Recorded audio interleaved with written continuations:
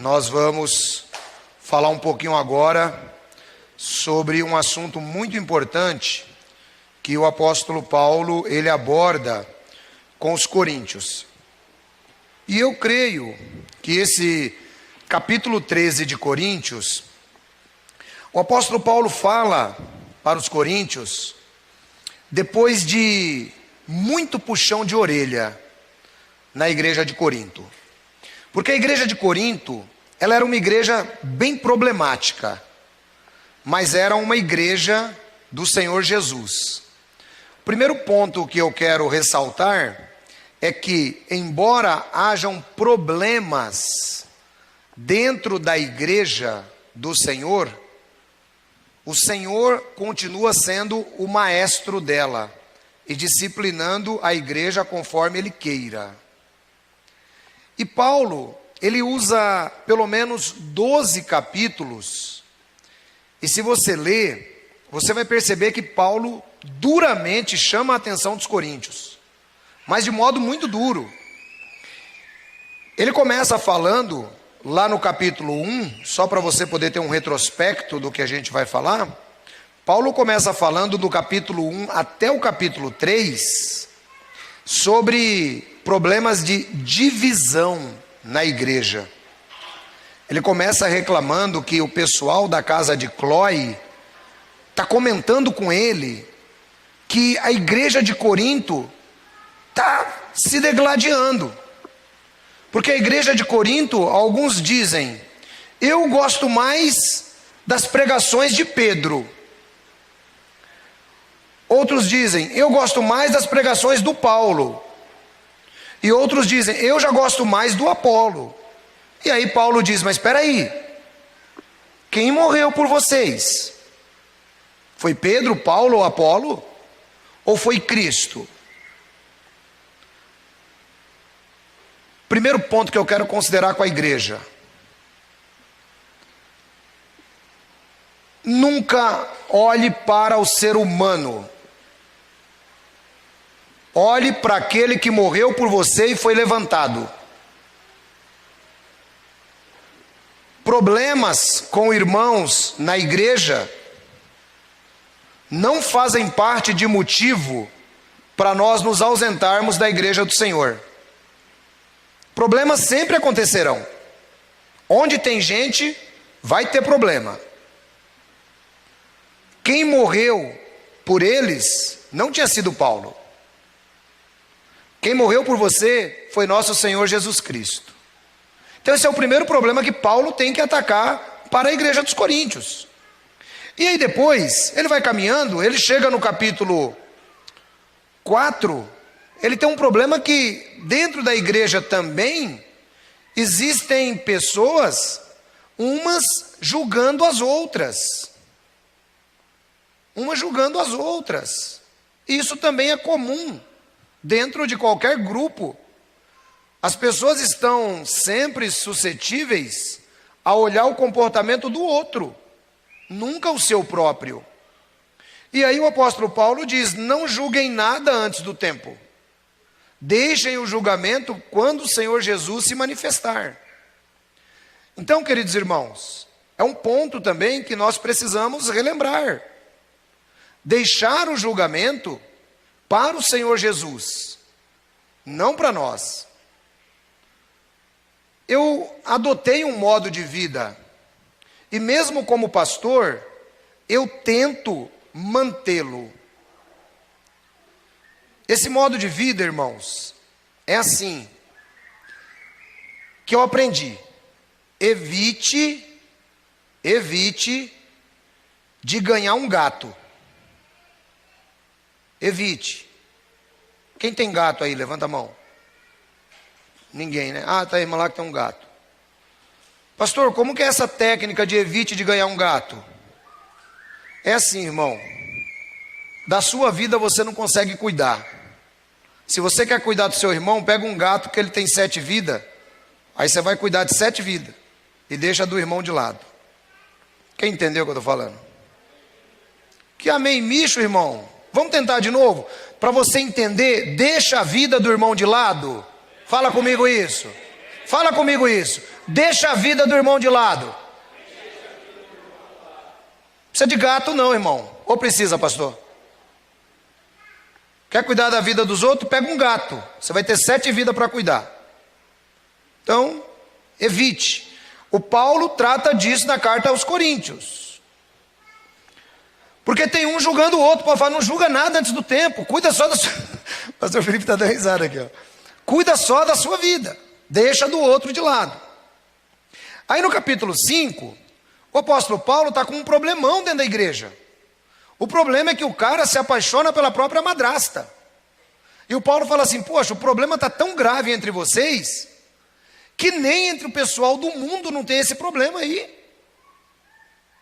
E aí o Paulo vai duramente, o Paulo, por conta própria, ele vai falar assim, expulsa esse cara da igreja. Depois no capítulo 2, de 2 aos Coríntios, Paulo se arrepende, porque o Espírito Santo de Deus não mandou ele fazer aquilo. Ele se arrepende e fala assim, olha, eu sei que eu fui muito duro, mas aquela pessoa também, se vocês deixarem do jeito que está e a gente perder ele na igreja, quem ganhou foi Satanás. Então Paulo fala, eu sei que eu fui duro, mas abraça ele de novo. Todos somos seres humanos, todos erramos. Essa é a fala de Paulo na segunda carta. Mas na primeira ele é muito duro. Depois ele vai entrar por um problema porque tá, o povo dentro da igreja de Corinto está um casa-separa violento. Né? Parece algo em comum com o nosso sistema hoje? Não. Pessoal, casa, separa. O Paulo falou, está tudo errado isso aí. Está tudo errado, precisa resolver, porque eles estão numa grande metrópole, eles têm problema com várias zonas de prostituição. Então Paulo fala assim, ó, se for para o camarada ficar se prostituindo, é melhor ele casar. E aí, ele trata desse assunto duramente no capítulo 6 e 7. No capítulo 9 até o 10, a igreja de Corinto, os irmãos estão com um problema que eles vão lá no templo de Zeus, vão no templo de Apolo, vão no oráculo de Delfos, e eles compram carne. E eles compram carne que foi sacrificada aos ídolos. Só que tem irmão que o Paulo diz assim, olha, se você não tem problema com isso, você come. Mas, se o seu irmão passar e ver você lá no templo de Zeus, comendo carne sacrificada ao ídolo, como é que vai ser a consciência do seu irmão? Então, Paulo também tem problema com gente que não entendeu ainda a idolatria direito. E quando ele chega no capítulo 11, que é a ceia do Senhor, conforme consideramos hoje, o apóstolo Paulo está com um problema que tem gente bêbado na ceia do Senhor. Cidadão chegava trocando os pés e queria participar da ceia. Então Paulo fala, está tudo errado o que está acontecendo entre vocês. Um ponto, irmãos, que a gente deve levar em consideração, principalmente para os críticos da religião, é que isso aqui era uma igreja do Senhor Jesus, e embora fosse uma igreja do Senhor Jesus, ela estava cheia de problemas. Porque onde tem seres humanos, existem problemas.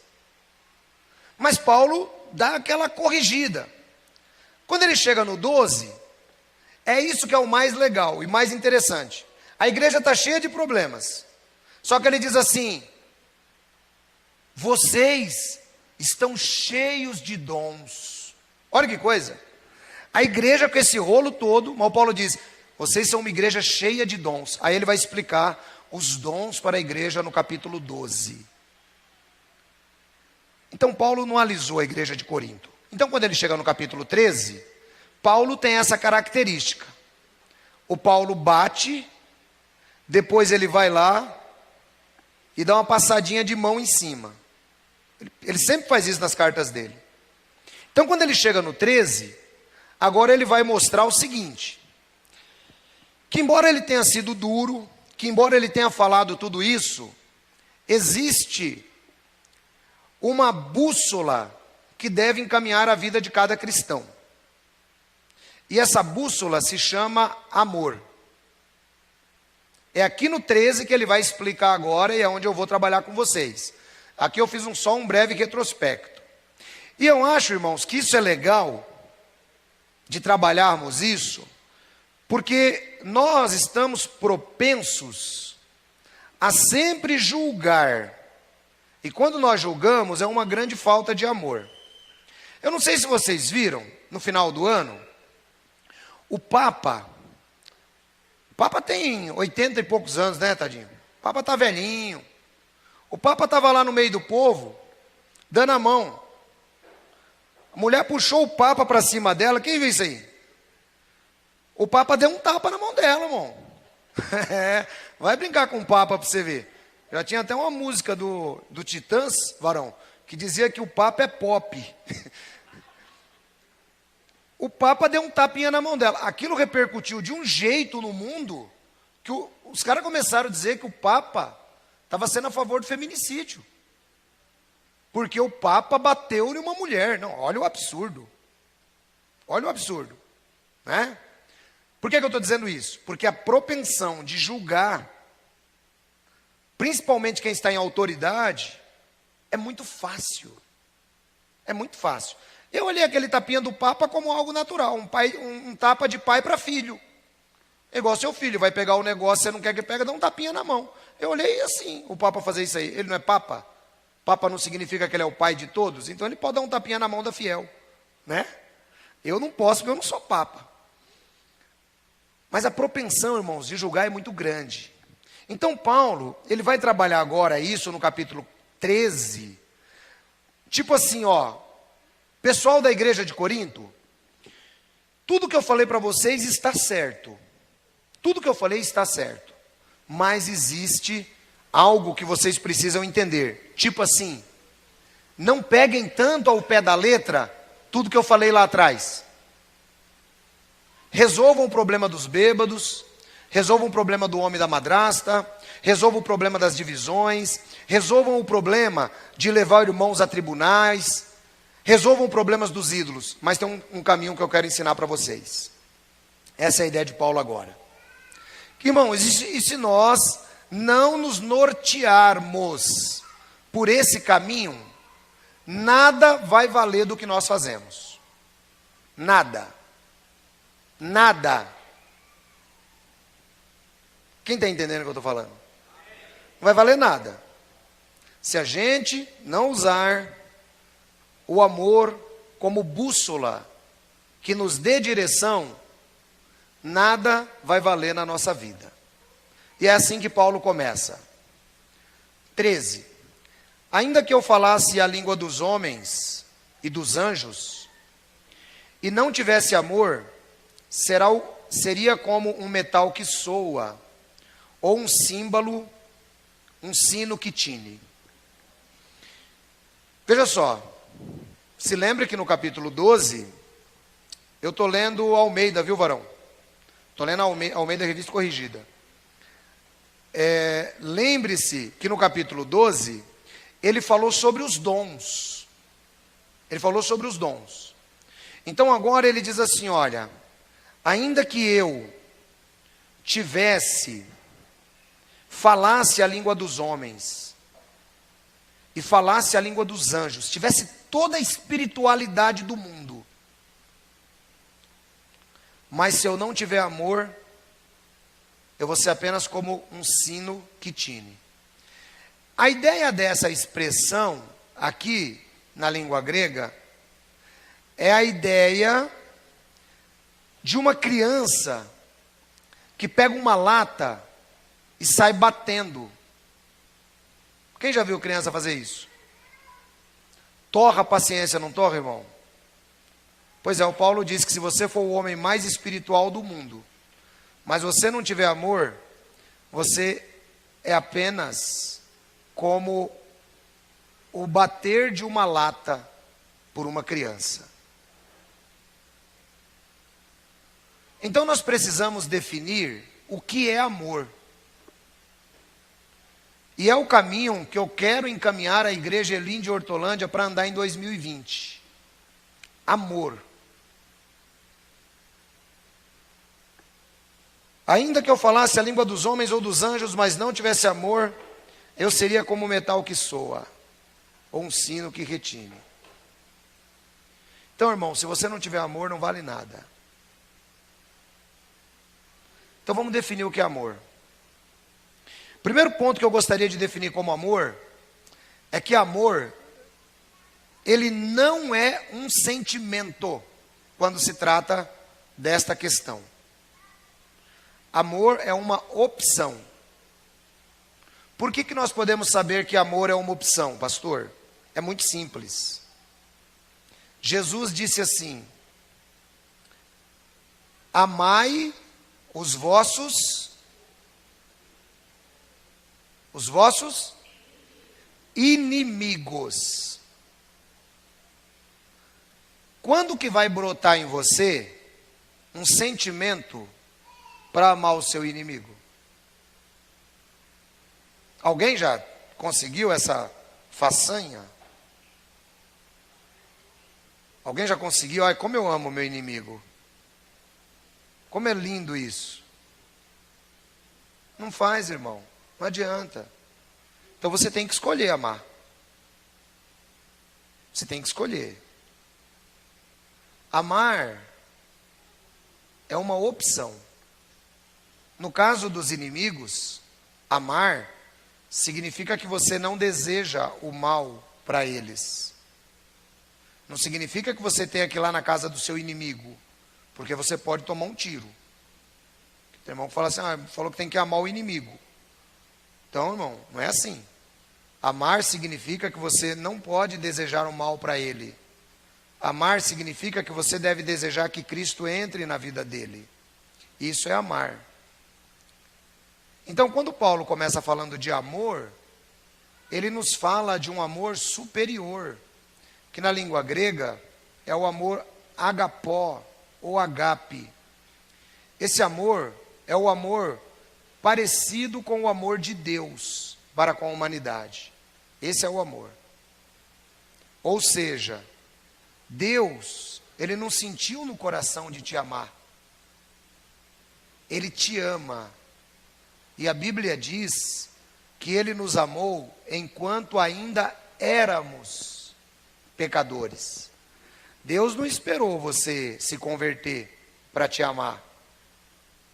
Ele te amou enquanto você ainda nem sonhava em se converter. Esse é o amor que Paulo está tratando aqui. Não é o amor romântico, o amor eros, que é o amor de homem para com mulher. É o amor fraternal. É o amor que faz com que você queira o bem. Então ele diz, se você não tiver esse amor, não vai adiantar nada. Então vamos tentar entender. Quem entendeu essa definição de amor aí, levante a mão para eu ter uma noção de como a igreja está andando. Levanta a mão quem entendeu essa definição de amor.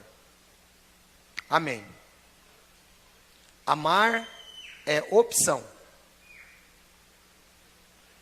Amar é opção. E aceitar essa opção significa ser cristão. Porque quem não é cristão não vai aceitar essa opção nunca. Jamais. Nas nações, funciona assim. Me bateu, eu bato. Me ofendeu, eu ofendo. Entre nós não será dessa maneira. Entre nós é diferente. Irmãos, e se nós não conseguirmos atingir essa diferença, e eu não tenho medo de falar isso para você. Se nós não conseguirmos atingir essa diferença, nada estamos fazendo aqui. Amar significa aquilo que nosso Senhor Jesus Cristo ensinou. Se você apanhar na face direita, faça o quê? Faça o quê?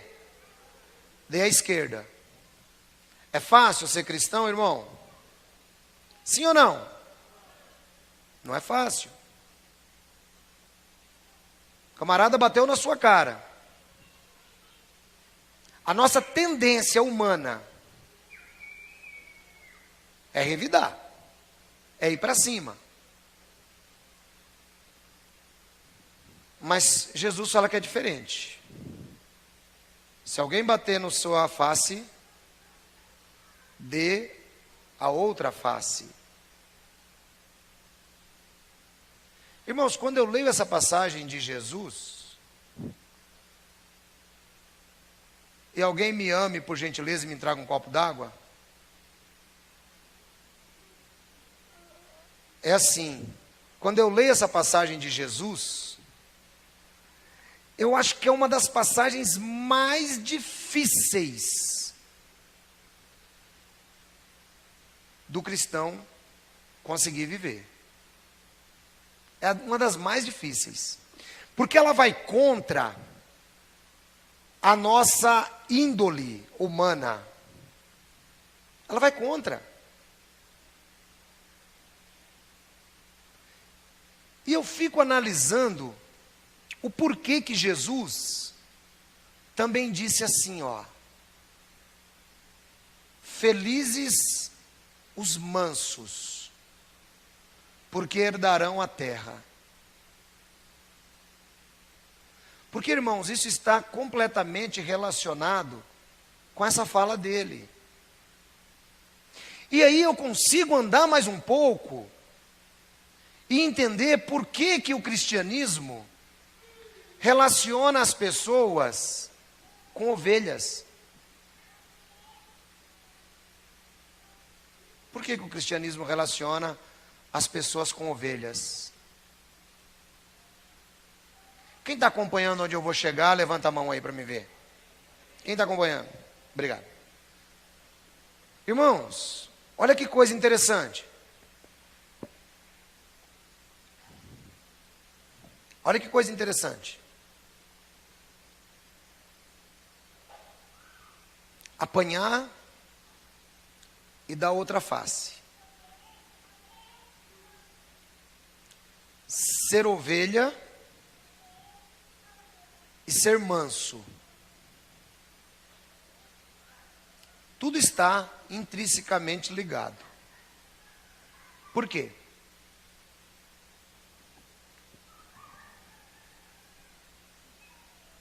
O cristão não pode ser como uma fera, irmãos. O cristão não pode ser como uma fera. O cristão tem que ser como ovelha. Ah, então eu estou sendo bobo dentro da igreja, né, pastor? Não. Você está sendo cristão. O conceito de ser bobo é no mundo. Aqui dentro da igreja do Senhor, eu estou sendo cristão. Os mansos herdarão a terra. Os mansos são ovelhas. Pega uma ovelha para você ver, irmão. Ovelha domável. A ovelha, você pega ela no colo. Tenta fazer o mesmo com o leão. Tenta fazer o mesmo com certos tipos de cachorro. Para você ver. Então, quando a Bíblia trata de amor, significa que nós precisamos nos revestir. Revestir de amor. Significa que nós precisamos usar o amor como uma roupa. Eu posso ter os maiores talentos do mundo. Os maiores. Mas se eu não tiver amor, não aproveita nada na minha vida. Esse é o primeiro ponto que eu gostaria que a igreja entendesse. Posso ouvir um amém? Amém. E amor é opção. Vamos para o segundo. Ainda que eu tivesse o dom de profecia e conhecesse todos os mistérios e toda a ciência, e ainda que tivesse toda a fé, de maneira tal que transportasse os montes, e não tivesse amor, nada seria. E ainda que eu distribuísse toda a minha fortuna para sustento dos pobres, e ainda que entregasse meu corpo para ser queimado, e não tivesse amor, nada disso me aproveitaria. Bom, vejam o nível onde Paulo chega. Que qualquer coisa que você ou eu façamos no mundo, sem amor, não vale nada. E isso daqui também vai completamente contra a nossa humanidade. Completamente contra.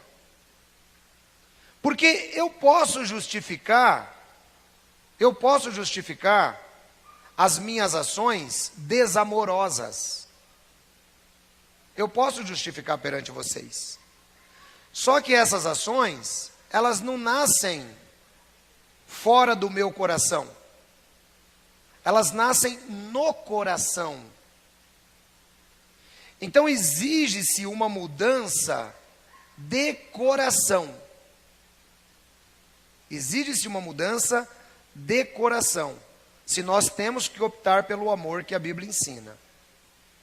Ou seja, eu posso ser a pessoa mais espiritual. Mas se eu não optar pelo amor, se eu não fizer o amor ser a minha bússola, não adianta nada.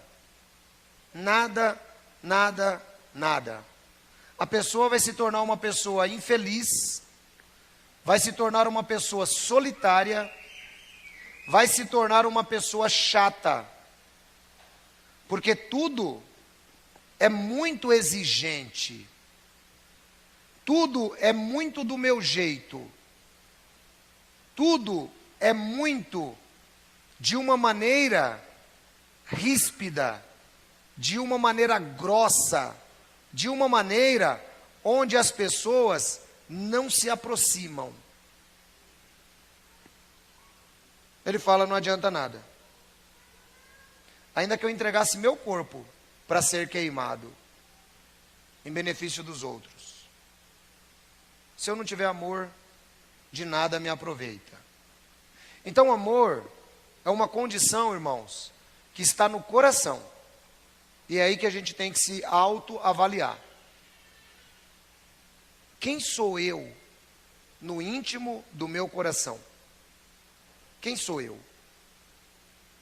O que as minhas ações produzem em relação ao meu próximo?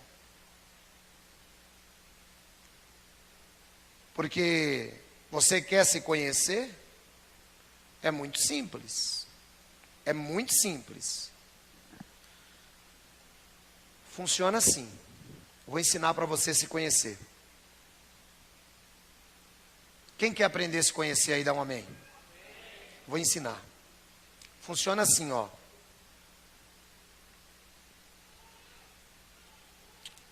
Alô, ancião. Alô. Meia-noite. Meia-noite. Alô, ancião. Alô. Ô, irmão, paz de Cristo, tudo bem? Tá, tudo bem. Ô, ancião, é o seguinte. Eu tô com um problema aqui em casa, rapaz. E eu precisava muito de uma ajudia sua. Ah, tá bom, que horas? Agora. Agora. Obrigado, varão, Deus abençoe. Agora.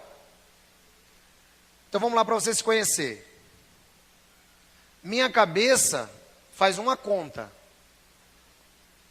Então a primeira pessoa que você tem que conhecer é a sua cabeça. Sua cabeça é uma pessoa à parte de você. Então sua cabeça faz uma conta assim, agora, meia-noite, o que será que esse irmão quer? Sim ou não? Aí o seu coração diz assim, puxa, mas se o irmão está chamando agora, é porque ele deve estar com necessidade. Sim ou não? É duas pessoas brigando dentro de você. Qual é a que vence? Qual é a que vence? A que vencer é você. Entendeu como é que você se conhece? A que vencer é você. Ah, também, meu, meia-noite.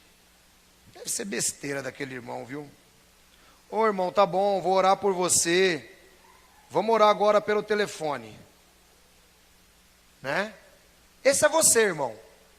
Um preguiçoso, desamoroso, que faz a obra de Deus de modo relaxado e que não se importa com seu irmão. Esse é você. Aquele seu coração que tentou ser você e não conseguiu, é o que Deus quer que você seja. É aquele que diz assim, o meu irmão está precisando de mim e eu vou atendê-lo. Quem entendeu como é que se conhece? Então, nos seus próximos conflitos, pegue o seu lógico, pegue o seu coração, e você verá quem você é. Talvez tem gente que já mediu aí e falou, meu Deus do céu. Não, meu Deus do céu, acabei de achar quem eu sou. Quem se identificou aí, dá um amém, igreja. Irmão, esse amém é de que você se achou na sua mente. Vamos tentar dar um amém aí para você se achar dentro do coração. Dá um amém aí, irmão, quem se identificou. Amém. Esse amém é melhor, irmão. Irmão, é assim. Isso aqui é o que o Paulo está dizendo. É o que o Paulo está dizendo. Se você não entender isso, meu irmão, em vão você está adorando. Está adorando em vão. É necessário que você aprenda a contabilizar de verdade quem é você versus o seu coração. São duas pessoas trabalhando dentro de você. Quem sabia disso aí? Levanta a mão. Alguns irmãos, né? São duas pessoas trabalhando de você. Uma não presta. São duas também trabalhando dentro de mim. Uma não presta. Mas tem uma que eu posso treinar para ela ficar boa. À luz da palavra de Deus, a Bíblia. E toda vez que a sua resposta vem de bate-pronto, significa que você não entendeu nada do que é ser cristão ainda. Você não entendeu nada. Amar é opção. Amar é imitar Deus. Amar é deixar alguns direitos de lado. Amar é entregar-se pelo próximo. Isso é amar. Toda vez que a sua cabeça pensar o contrário, você consegue identificar quem você é. Mas não fica triste não, irmão, quando você identificar que você não presta. Fica tranquilo. Pensa assim, ó. Esse aqui quer ser eu. Mas eu não sou esse, eu sou esse. Eu vou lá atender o irmão. Mas aí o diabo vem e fala assim, se for para fazer contra a vontade, também é melhor não fazer. Né? Porque o diabo quer que você continue sendo duro. O diabo quer que você continue sendo carnal. O diabo quer que você continue sem ser crente. É isso que ele quer. Não, se é para fazer contra a vontade, eu não estou sentindo no meu coração. Porque o crente, irmãos, o crente é fantástico. É o cara mais fantástico que eu conheço no mundo, é crente. Ele arruma desculpa para tudo. Para tudo que você imaginar, o crente arruma desculpa. Quando ele não quer fazer as coisas, ele diz que Jesus está tocando no coração dele para ele não fazer. É desse jeito, crente. Agora, quando ele quer fazer, Jesus não precisa nem tocar no coração dele. Mas ele diz que Jesus tocou também.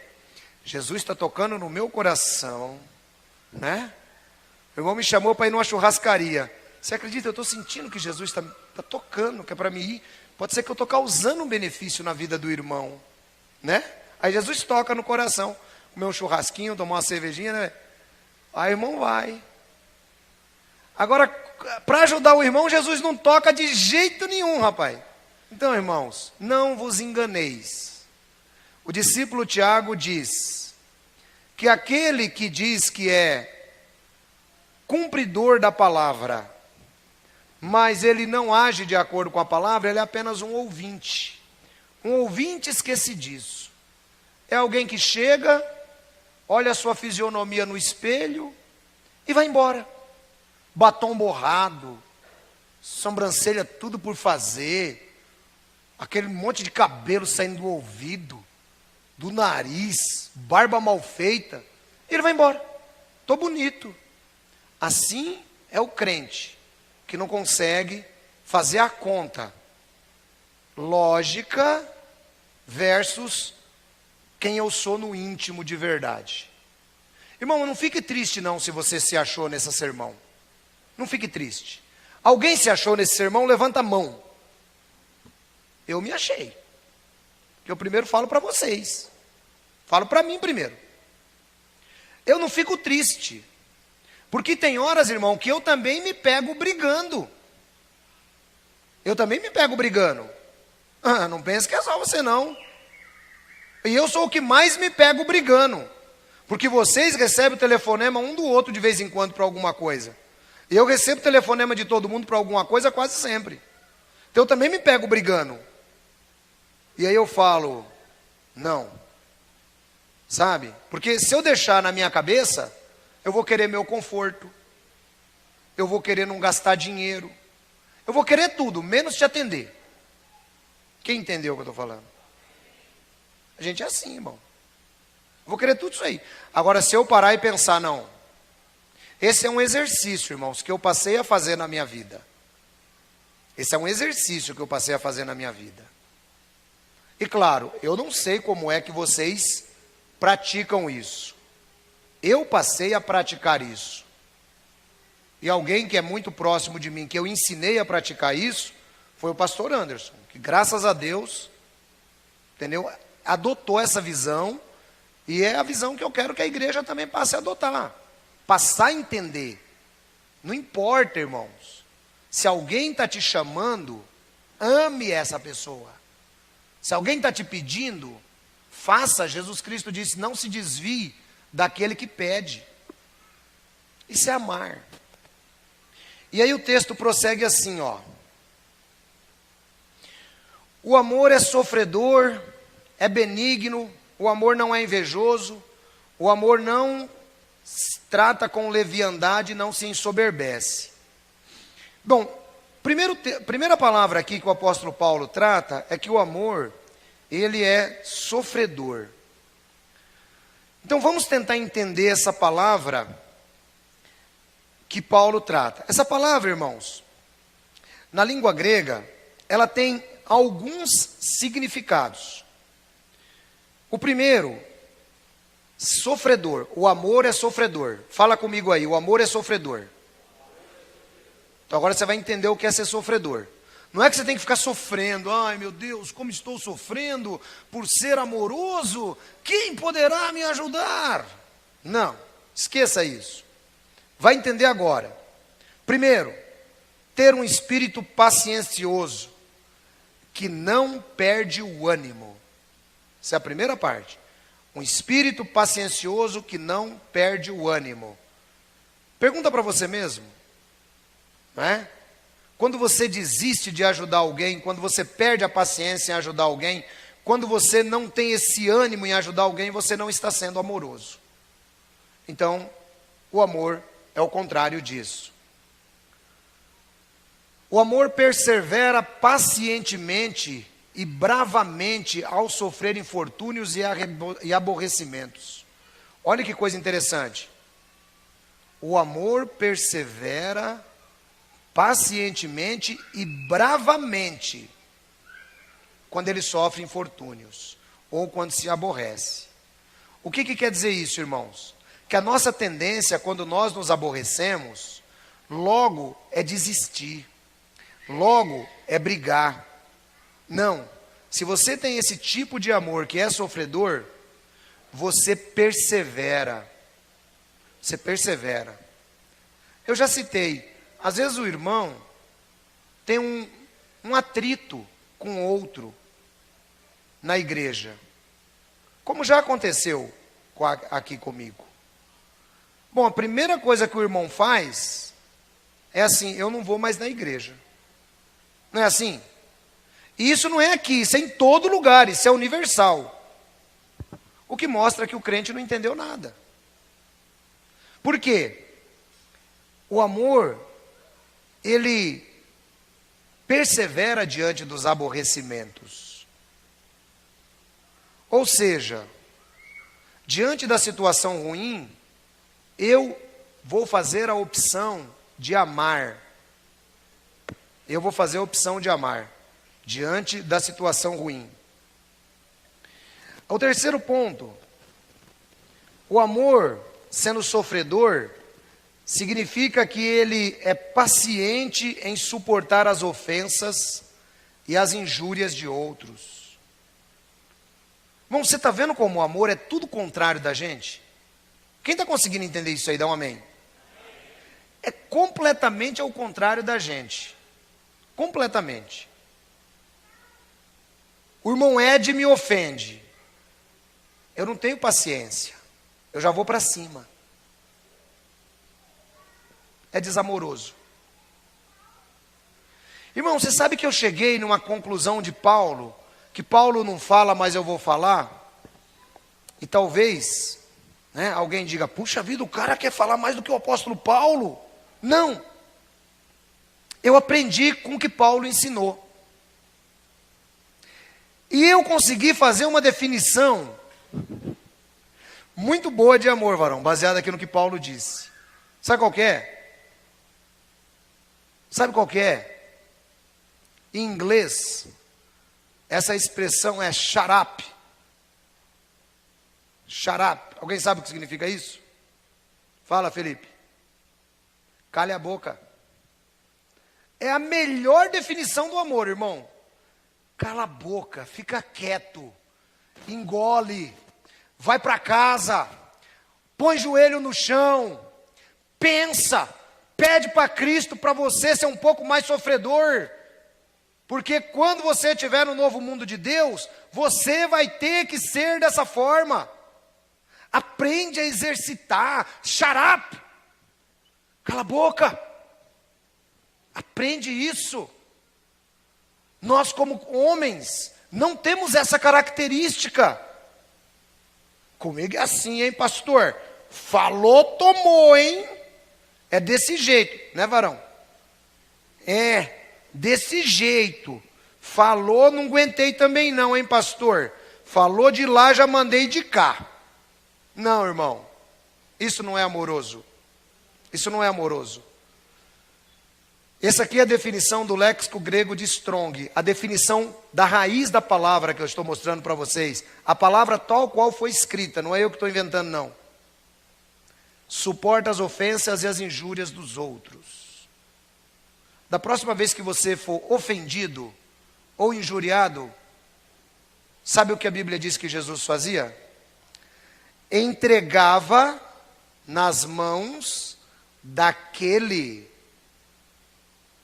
que está lá em cima. Quando você for ofendido ou injuriado, irmão, shut up. Dói. Dói. O negócio é difícil, irmãos. Eu aprendi na prática isso, viu? Ainda mais se você tiver um comportamento do nível sanguíneo, né? Se você tiver aquele comportamento do nível sanguíneo, é pior ainda. Você tem que escutar, engolir. E o bicho é ruim de descer, hein? Você escuta, engole, vai para casa e chega lá e fala assim, Jesus, cuida da vida desse irmão que me ofendeu. Aí, irmão, você aprendeu que é ser cristão. Aí você começou a dar aquela andadinha. Aí você começou a, né? Não é se aborrecer, sabe? E hoje com o WhatsApp, tá fácil. Ó, ah é? Espera aí que eu já vou mandar uma mensagem para ele agora. Detona no WhatsApp a mensagem.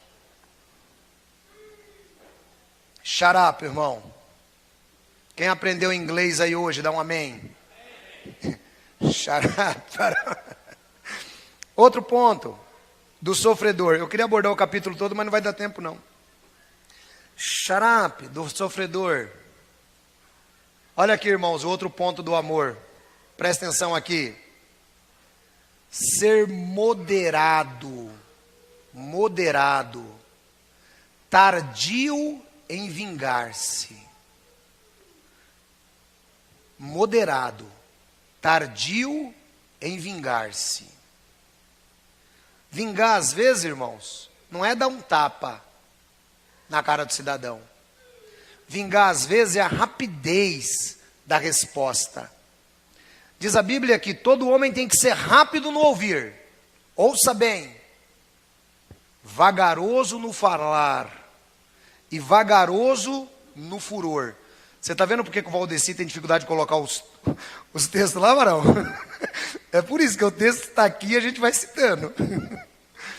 Vagaroso, rápido no ouvir, vagaroso no falar, vagaroso no furor, porque o furor do homem não produz a justiça de Deus. Então, irmão, a gente tem que aprender, moderado, tardio em vingar-se. Tenha calma. Tenha calma. Irmão, eu vou dizer uma coisa para você. Olha, é a melhor forma de viver. E depois que você começa a praticar isso, que isso aqui tem que ser praticado, viu? Isso aqui tem que ser praticado, não é assim não. Você vai chegar em casa, vai orar, e Deus vai mandar para você uma forma de você ser o cara mais paciente do mundo.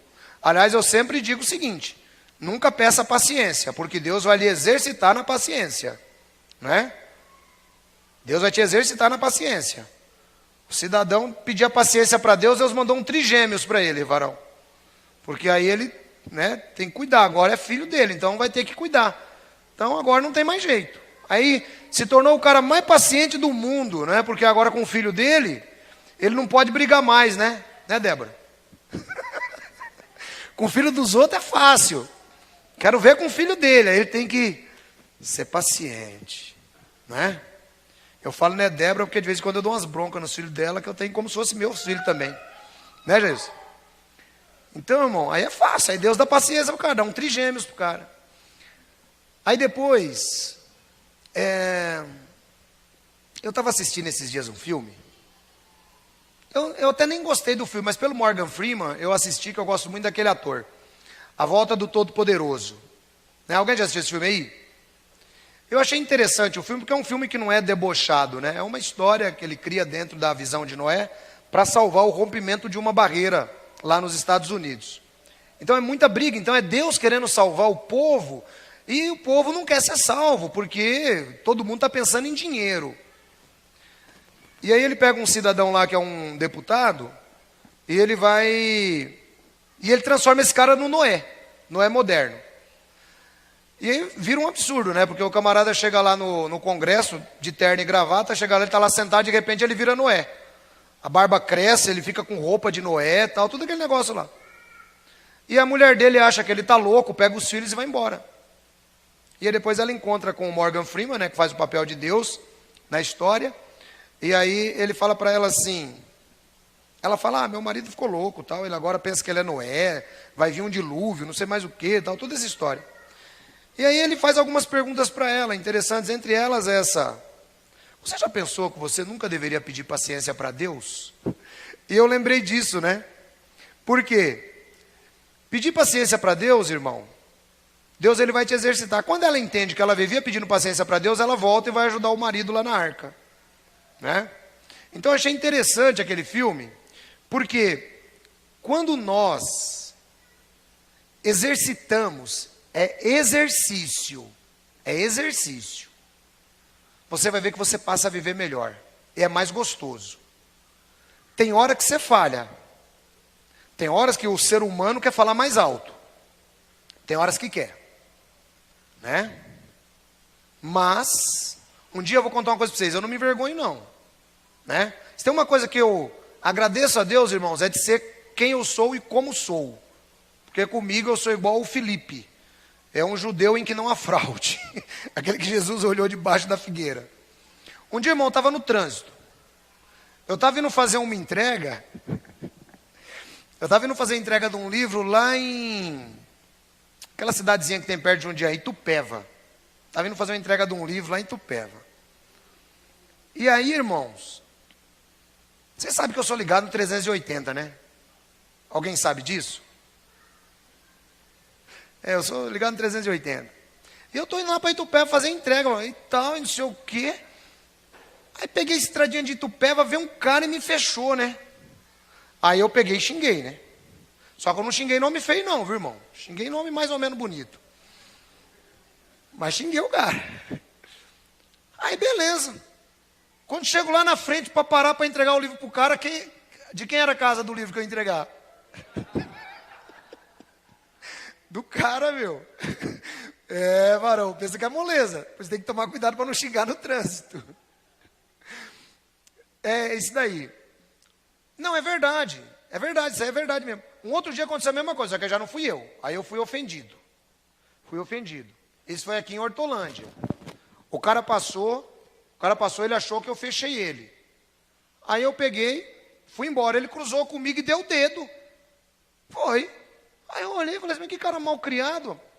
Chegou lá na frente, o farol fechou. Eu abri o vidro.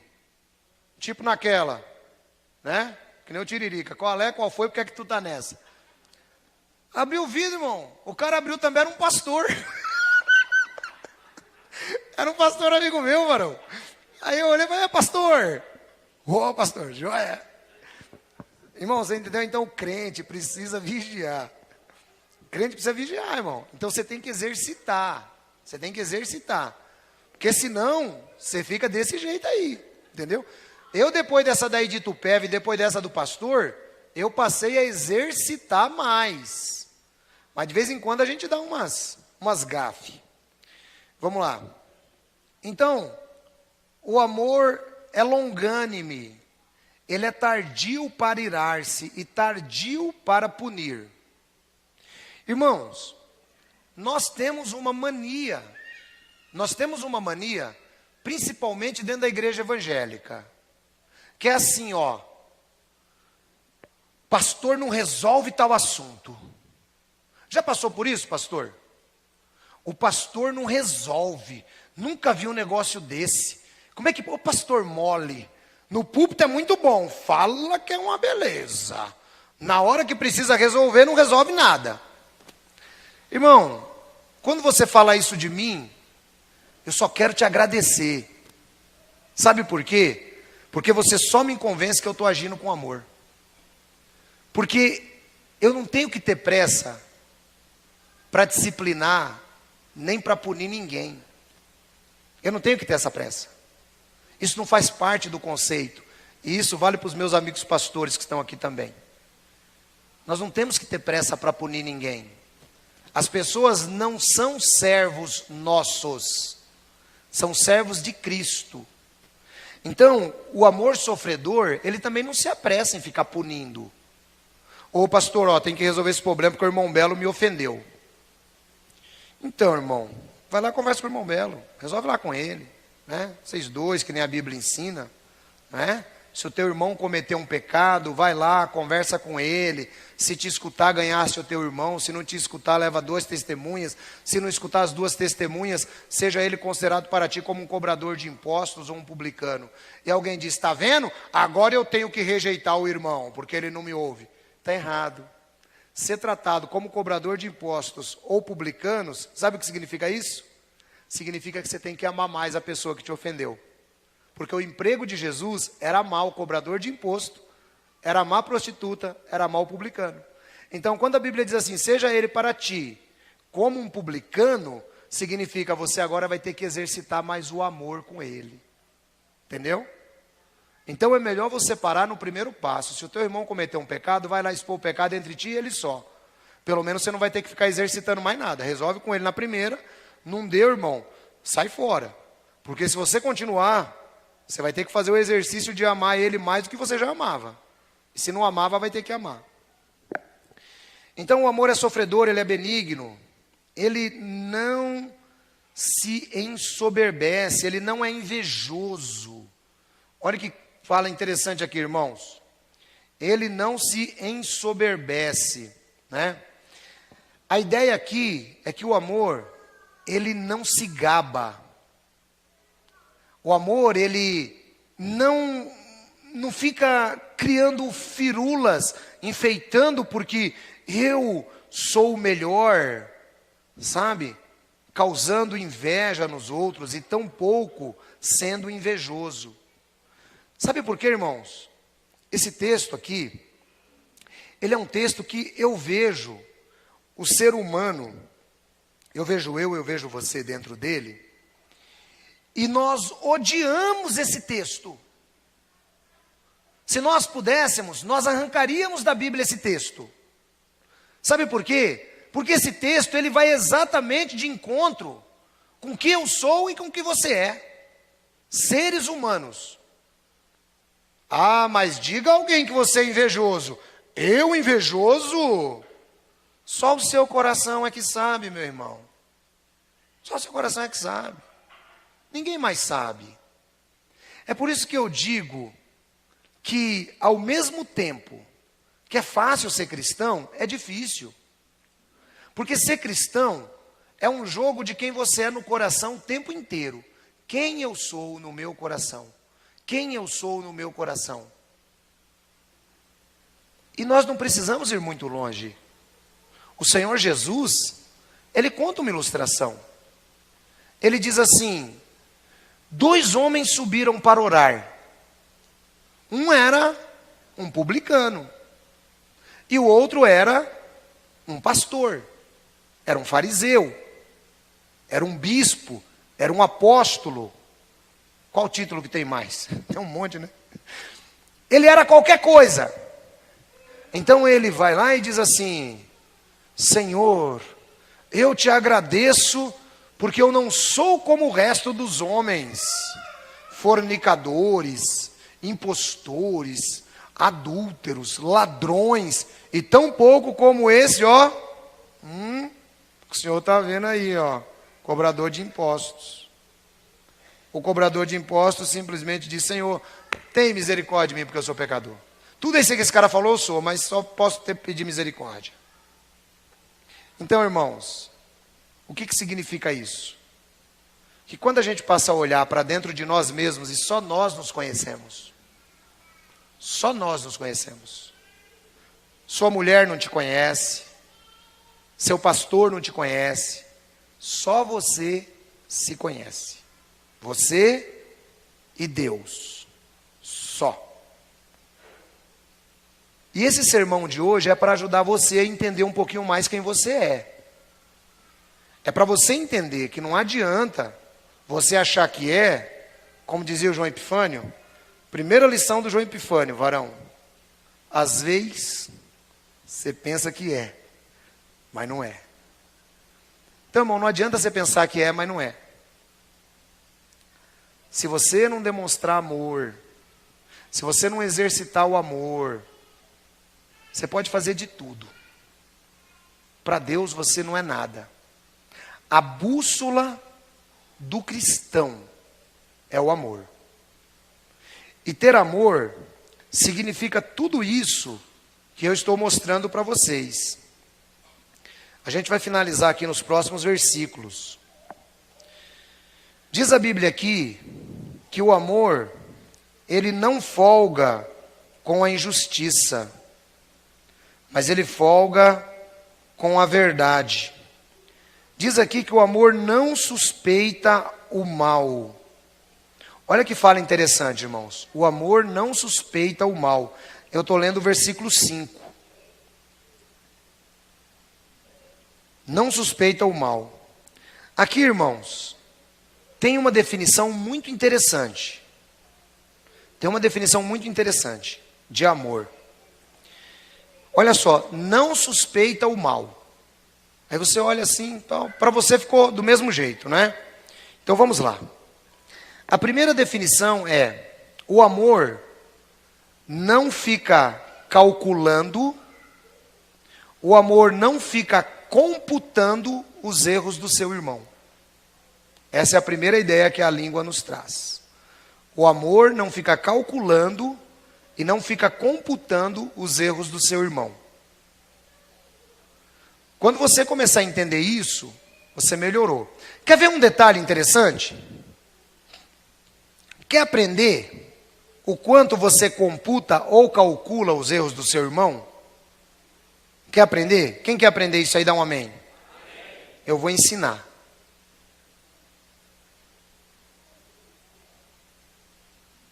Eu tenho uma discussão com o pastor Anderson. Aí a gente chega, acabou a discussão, maravilha. Quantas vezes ele vai falar de mim para os outros? Ou quantas vezes eu vou falar dele? Toda vez que o nome dele aparecer na minha boca, eu estou sendo desamoroso. Toda vez que o meu nome aparecer na boca dele, ele está sendo desamoroso. O amor não computa o mal. Acabou, acabou. E uma outra coisa, irmãos, que eu acho interessante, que nós precisamos ter. Nós, na nossa língua ocidental, essa aqui agora foi igual do Michel Temer, você viu essa virada aqui, ó? Essa aqui foi igualzinho do Michel Temer agora. Nós, na nossa língua ocidental, na nossa língua ocidental, irmãos, é assim: se eu ofender o Roberto, eu tenho que pedir desculpa, não é assim? Sim ou não? Na língua da Bíblia, sabe como que é? Se eu ofender o Roberto não precisa esperar eu pedir desculpa para ele, não. A Bíblia diz que ele tem que me perdoar. Perdoai liberalmente uns aos outros, se alguém tiver razão para queixa contra o outro. Eu tenho razão para a queixa dele, então eu perdoo. E uma coisa, irmãos, que eu sempre tenho dito: às vezes eu saio um pouquinho do tamanco, quando eu peço desculpa, e a pessoa começa a querer ficar se justificando, porque para mim desculpa é a última instância, é a última. Não tem, porque eu acho assim, quem está pedindo desculpa, já entendeu tudo que errou, sim ou não? Aí o cara chega assim: desculpa aí, viu, pastor Roberto? Aí o pastor Roberto fala assim: desculpa, mas só que você tem que ver. Aí começa aquele sermão. Irmão, aí eu perco a paciência, eu perco o amor. Aí eu perco o amor quando é assim.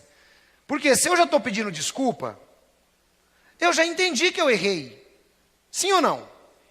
Então eu não preciso de sermão mais. Eu cresci aprendendo isso. Minha mãe sempre falou: quem reconhece o erro não merece castigo. Então, uma vez que você pediu desculpa para o irmão, isso faz parte dos bons costumes, da educação, acabou. Ô meu irmão, desculpa, viu? Ô irmão, fique em paz, acabou o assunto. E acabou mesmo. É assim que a Bíblia mostra aqui, nessa parte de não suspeita o mal. Ele não fica contando, não fica computando, não fica calculando, não fica conferindo. Ele não leva em conta. E essa palavra, irmãos, ela tem uma relação direta com aquela fala de Jesus, de se o seu irmão pecar contra você 7 vezes, Senhor, então até quantas vezes devo perdoar meu irmão? Porque, irmão, ó, vou te dizer, é só você lendo a Bíblia e entendendo que você vai ver na maravilha do que é a palavra de Deus. Eu estou citando Mateus 18, quando Pedro diz: então quantas vezes devo perdoar meu irmão? O Pedro está falando isso dentro do contexto, depois que Jesus falou para ele, dizendo assim: ó, seja para ti como um publicano. Então publicano você tem que perdoar mais.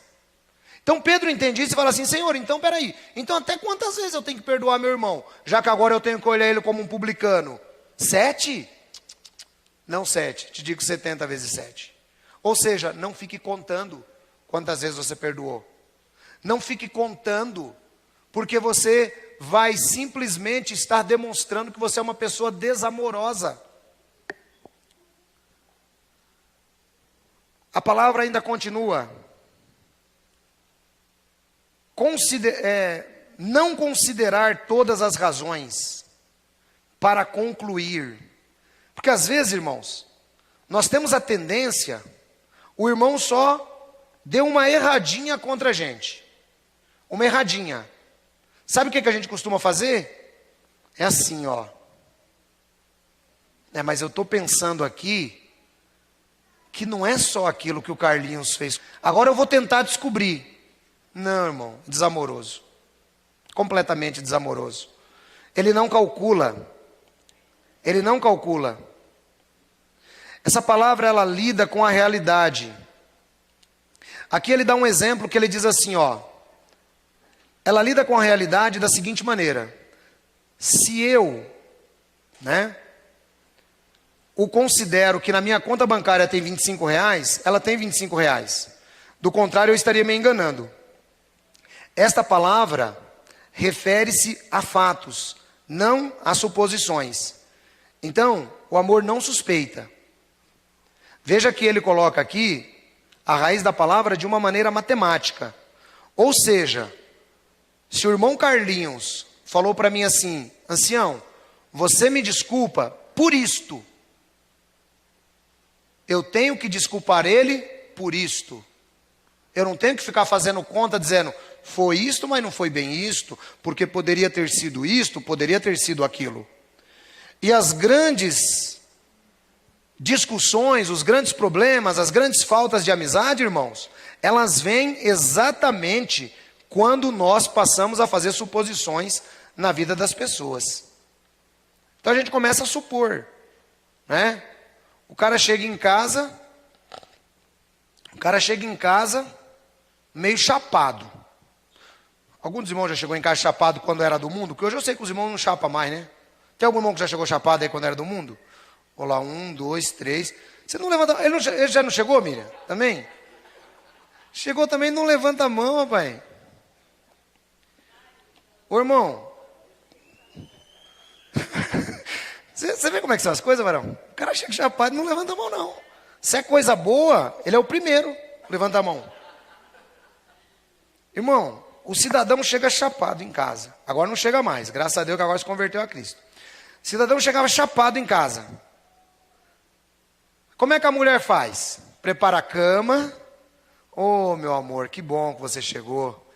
Embora você esteja assim, tão com um cheiro de etílico, né? Vem pra cá. É assim, varão, que recebe? Era assim? É assim, varão?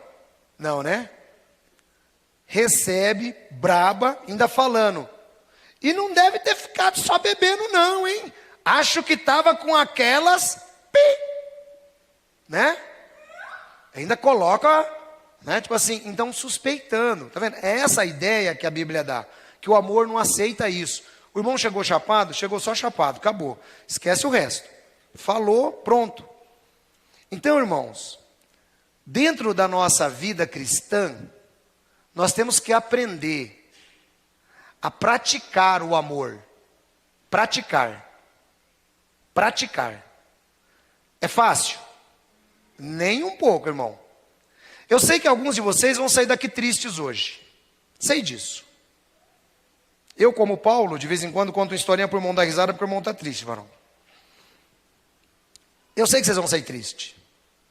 Só que tem uma coisa, Dr. Shedd, que para mim foi uma das maiores personalidades do século XX, Dr. Shedd dizia uma coisa, e eu aprendi com ele porque ele foi meu professor.